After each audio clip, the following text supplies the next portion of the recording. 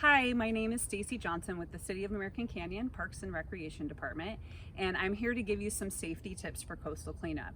So before you even leave the house, there's things you can do to protect yourself and be safe while you're out cleaning up. So the first thing you're gonna wanna do when you put your shoes on is pick a pair of shoes that have ankle support, pick a pair of shoes that cover your toes to protect your feet while you're walking around outside and cleaning up.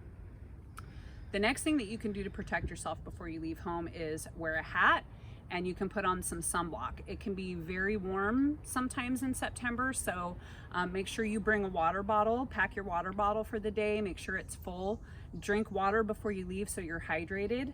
If it does become very warm and you're feeling a little overheated, please take your breaks, get in some shade, get yourself cooled down. We don't want anybody getting overheated while they're working.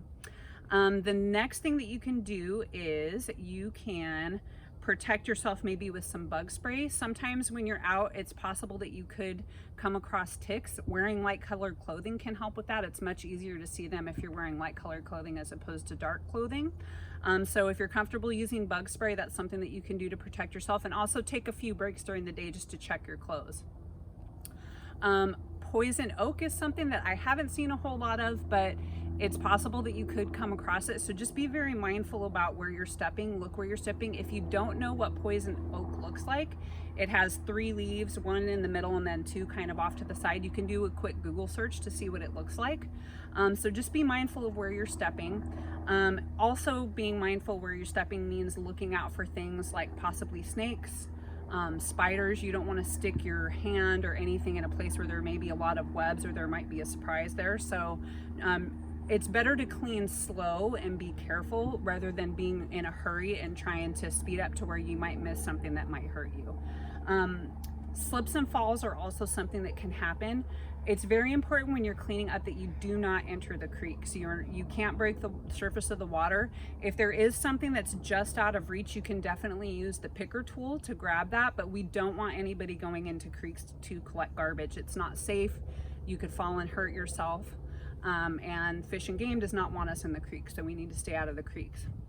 The other really important thing is gloves. So if you come across anything that's really heavy or sharp or dangerous in any way, you are not required to pick those things up. You can let a city employee know.